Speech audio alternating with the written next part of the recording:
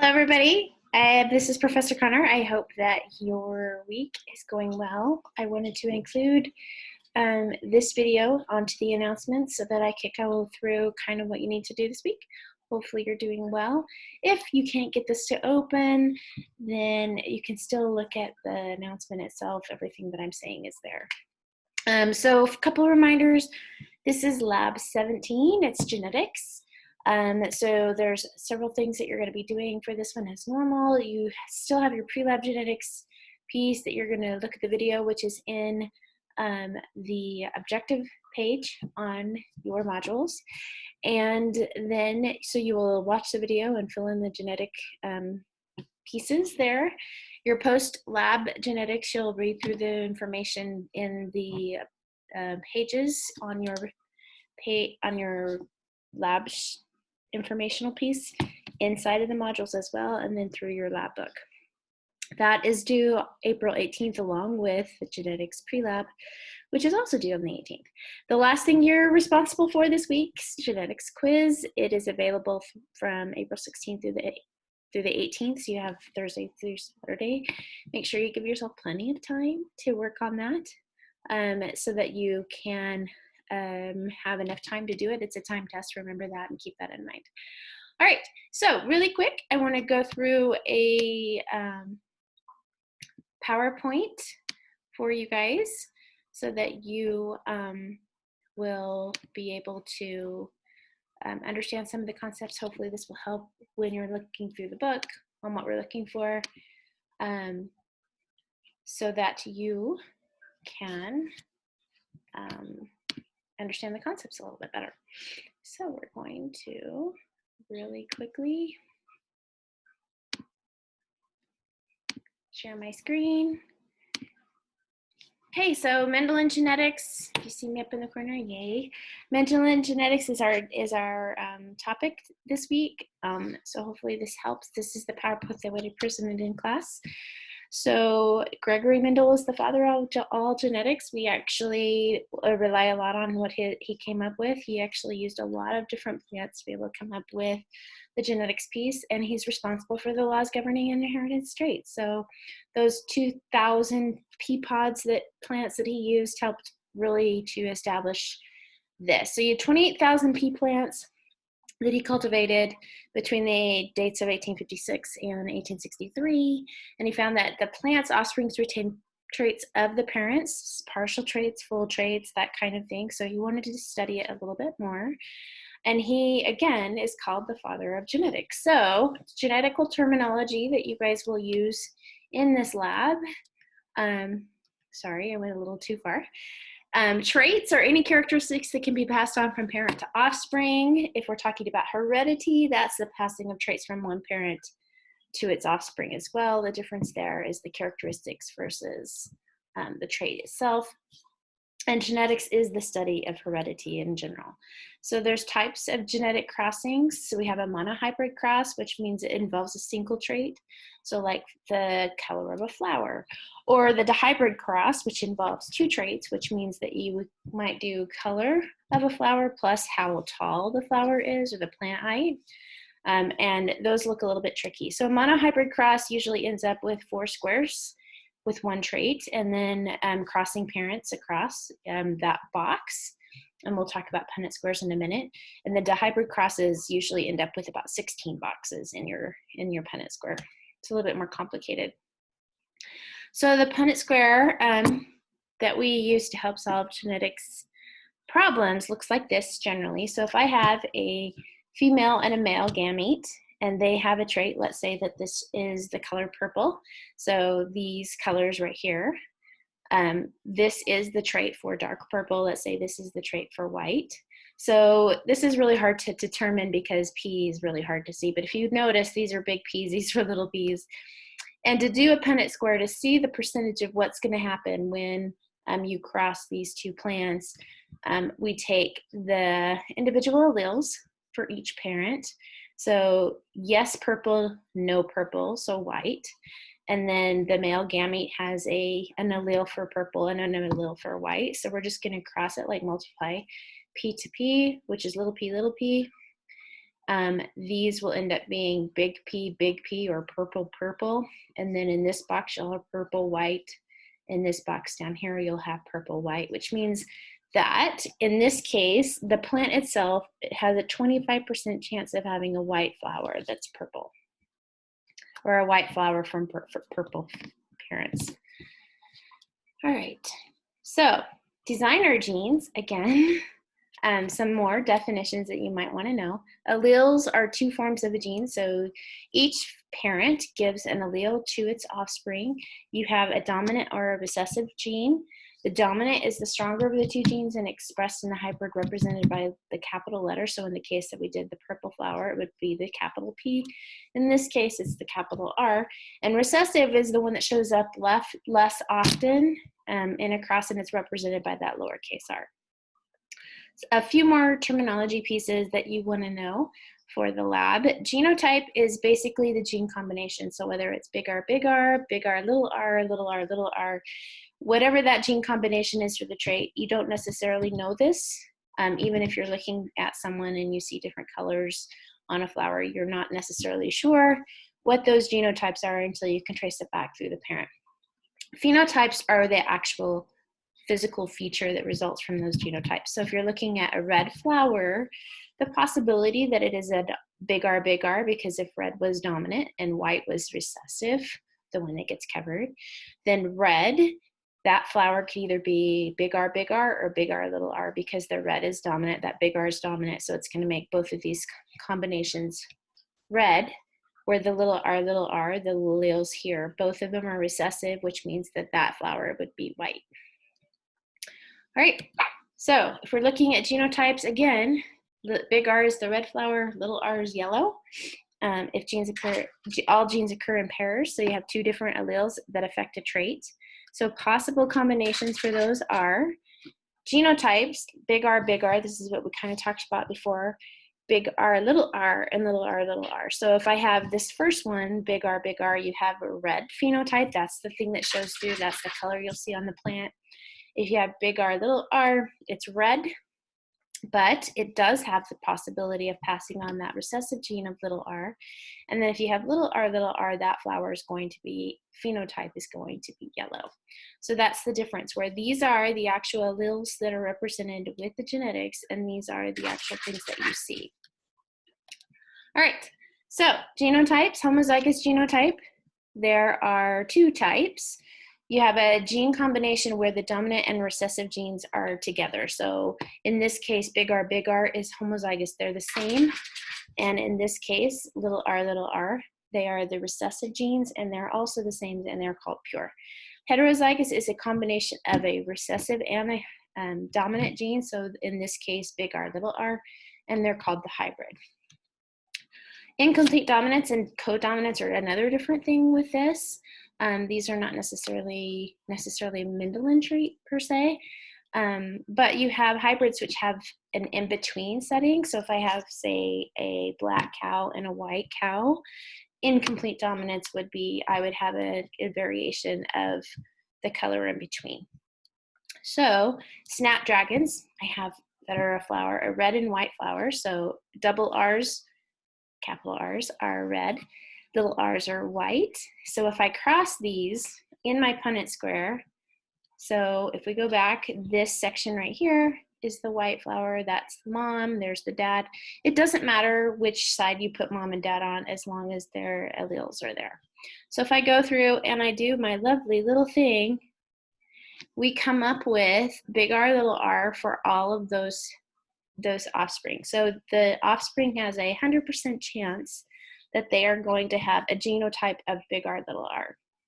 So in this case, where it is incomplete dominance, the big R doesn't necessarily cover or shade the little r, so you have pink flowers instead of white or red. So all of your flowers that you produce from two flowers that are pure would give you that middle variation of pink. For incomplete dominance, there it goes. So you have a white flower, red flower. You get all of these, and occasionally, if you cross it with a white flower in the F1 generation, whoopsie, you'll get a combination of different pieces. You can get a quarter of it will be white. Now we're talking about chance, not necessarily a guarantee that 1 out of the 4 would be white, but it's a 25% chance that anything that you cross would be that. And then of course, you would have some reds and you'd have some pinks. And in this case, where you're crossing it with the recessive gene, you're only gonna get pinks or whites. Codominance means that the 2 alleles are expressed and they don't really take over the other. They actually show up on both ways. And so when we look at codominance, we look at blood type. So when we're looking at blood types, there are 4 types of blood. We have A blood, B blood, AB blood, and O blood.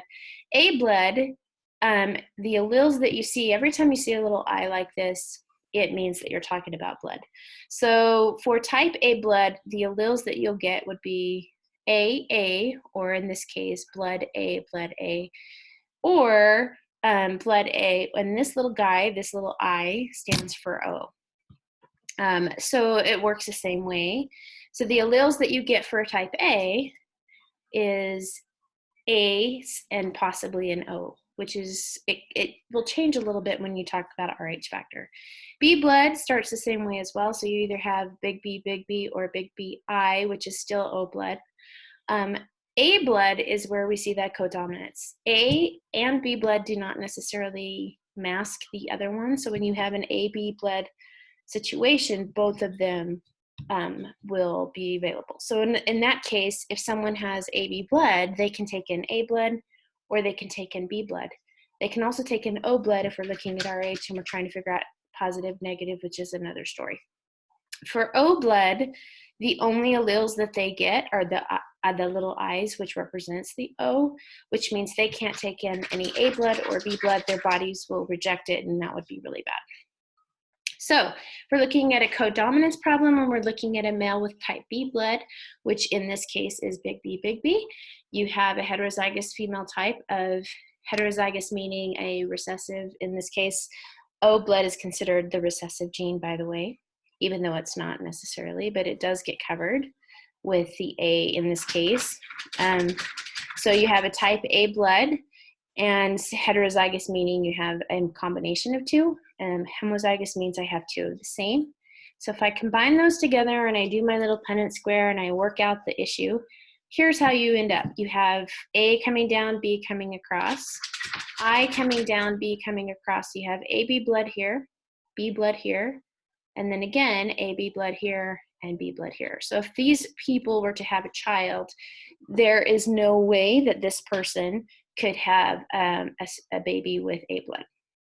That's kind of how they do the genetics. They could have a child with AB blood, or they could have a child with B blood. All right. So one more practice, codominance problem. So here's a male with O blood that has little I, and then a female type that has AB blood. I'm going to put it on my Punnett square, and I'm going to work it through. So in this case, someone with AB blood and someone that has, if you cross it with a type O blood, you have a chance, a 50-50 chance of having a baby with A blood or B blood, but not O blood. So half and half on both of those. So this would be my A blood kid, B and B. So this half would be your B blood, this half would be your A blood. Notice that there's no chance of little I, no blood. So they could not have a child with O blood. So I'm gonna quickly go through, these are just a couple of things that I'm gonna leave on there for you. You can kind of walk through them. Just here is the codominant pieces with the I, A, and B blood. So these parents could have genotypes A and B, and a couple other things. Sex-linked traits are the last piece to this that we're going to look at. So these are located on the sex chromosome, which when you're doing sex-linked traits, you're using the big X and Y to determine what traits follow what. For genotype for females, you have an X and an X. Remember, mom always gives 1 and dad gives 1. If dad gives the Y chromosome, the baby is a male. So if I were to pass this on, dad determines the sex, and then mom always gives an X or an X to the new baby. So many sex-linked traits are carried on the X chromosome, which means that if you're a male and you have and there is a sex-linked trait on that chromosome, you might have issues such as color blindness. So if we look at eye color in fruit flies, sex chromosomal piece, here's my female, here's my male. So the X chromosome for the female is XX, and then of course it is on the X chromosome, which means it is not present on that Y chromosome for a male. So you have a 50-50 chance, because you're getting this Y chromosome from dad, you have a 50-50 chance of getting that particular chromosome from mom. So if we looked at eye color again, let's say that we have a red-eyed male, which means that it's XR, which occurs to be red eye, and then Y would make it a male. And then a wide-eye female, she's recessive in both of those and has on both of her genes, it's a recessive gene. So remember that we're doing a sex-linked trait, so that means that dad is not going to give any of his lovely children this XY if it's a guy. If he has a girl, they'll get that dominant trait, but the boy will not get anything. So he's going to get these from mom. So if we look at it, remember that big R is red-eyed, big R, little r is red-eyed, and little r is a wide-eyed fruit fly. So XY is male, XX is female. So remember those pieces, and this is how you set it up when you're writing it out, where you have X and Y and then X and X. So if we were to do our Punnett square, here's what it would look like. So here's mom up here, so she has those recessive genes. Here's dad, and to cross it, it looks like this. So here is mom giving this one and dad gives this one. So this is our female with red eyes. Mom gives this one to this offspring. Here's my big R for red eyes. So the girls have red eyes, period. But if it's a male, their only option for X is R, little r. So here comes the little r here and then the Y from dad. X little r here and the Y from dad. So all of the males have white eyes. So 50% red-eyed females, 50% is the white-eyed male, which means that every time that these two particular things cross, these parents crossed, it would be a 50% chance that you get a red-eyed female and a 50% chance that you would get a white-eyed male. So when we look at female characters or carriers, one of the things that we look at is hemophilia. This would be an X or sex-linked trait. Hemophilia is carried on the XY chromosome. So just an example of how Queen Victoria, so this is, I love history, so this hits my Romanovs that I like to research a lot of. So Queen Victoria was a carrier for hemophilia. Obviously, he didn't have it, so she had a 50-50% chance because either she didn't have it. This would include that she was a carrier, but she didn't have it. This little circle with the half square means that she was a carrier, but she didn't have it. If this was a full purple circle, then you would have a carrier and she would have it. So Alexandra, who was married to the Tsar of Russia, had a 50-50 chance of sending that hemophilia allele to her son. So Alexis was given the Y from dad, and then she either gave him the X, or the big H or the little h for hemophilia, and obviously he had it, so he got the recessive gene from mom. None of the girls had hemophilia, which means that the rest of them all got that H, the big H from mom, which made them carriers, but not phenotypes of hemophilia. All right, so let's stop sharing. All right, so hopefully that helps. Again, take a look at the things above me on this page to see what you all need to do for this week. And then hopefully this is helping, or this will help. And next week on announcements, I'll be back again so y'all can figure out what you need to do. Hopefully you're staying safe, and we'll talk to you guys soon. Have a good week.